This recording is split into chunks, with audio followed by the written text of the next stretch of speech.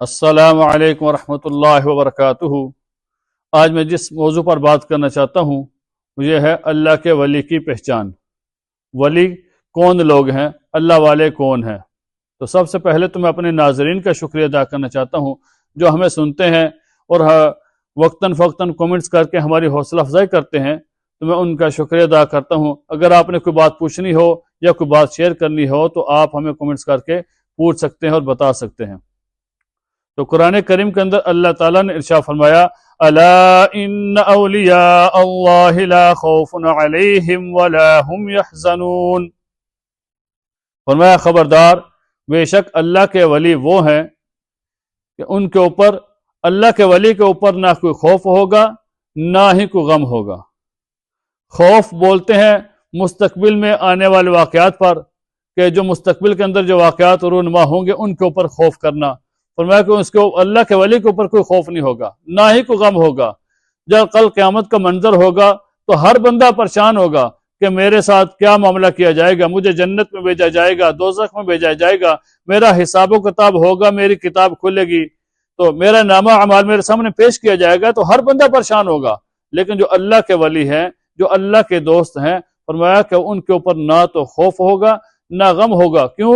کہ ان کو معلوم ہے کہ انہوں نے اپنی زندگی رسول اللہ صلی اللہ علیہ وسلم کے طریقے پر اور اللہ کے حکم کو پورا کرتے ہوئے گزاری ہے، ان کے اوپر کوئی خوف نہیں ہوگا۔ اور غم بھی جو ماضی کے اندر واقعات رونما ہوئے تھے، جو ماضی گزرا ہے، فرمایا کہ اس کے اوپر بھی اس کو کوئی غم نہیں ہوگا، کیونکہ اس کو معلوم ہے کہ اس نے اپنی زندگی کو اللہ کے حکم کے مطابق اور رسول اللہ صلی اللہ علیہ وسلم کی سنت کے مطابق گزارا ہے۔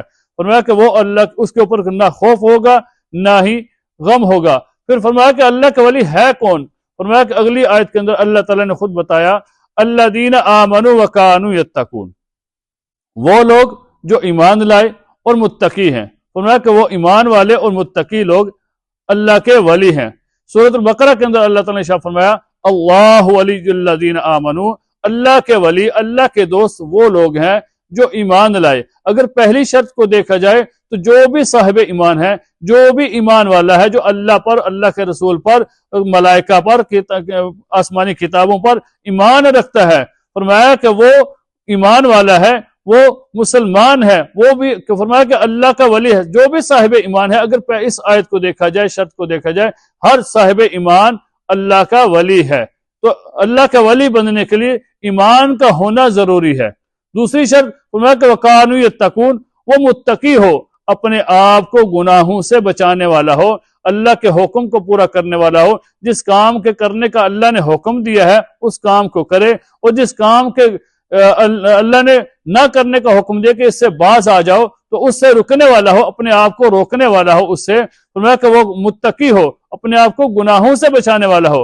ایک بزرگ بیٹھے ہوئے تھے تو ان کے پاس ایک آدمی آیا، کہنے لگا کہ میں اللہ کا ولی بننا چاہتا ہوں۔ انہوں نے کہا کہ بہت اچھی بات ہے، اللہ کے ولی بنو، تو بڑا آسان حل ہے۔ انہوں نے اس آدمی نے کہا کہ ٹھیک ہے، پھر آپ مجھے بتائیں کہ میں کس طرح اللہ کا ولی بننا چاہتا ہوں۔ فرمایا کہ پہلی بات یہ ہے، پہلی شرط یہ ہے کہ اللہ کا ولی ہونے کے لیے صاحب ایمان ہونا ضروری ہے، کلمے والا ہونا ضروری ہے، ایمان کو قبول کرنا ضروری ہے۔ دوسری چیز وَكَانُوا يَتَّقُونَ، فرمایا کہ وہ آدمی متقی ہو، یعنی کہ گناہوں سے بچنے والا ہو۔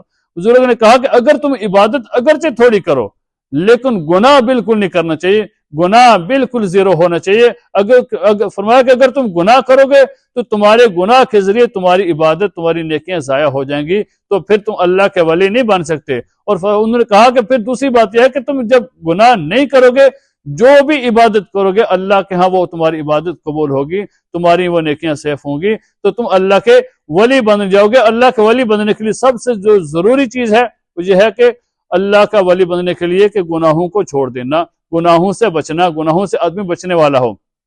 اور فرمایا کہ جو پہلی مثال یوں سمجھ لیں کہ جو بھی صاحب ایمان ہے وہ اللہ کا ولی۔ فرمایا کہ اس کی مثال یوں سمجھیں کہ ہر آدمی جو صاحب ایمان ہے وہ اللہ کا ولی ہے۔ فرمایا کہ ایک آدمی کے پاس اتنا مال ہے کہ وہ اس سے صرف اپنی ضروریات کو پورا کر سکتا ہے۔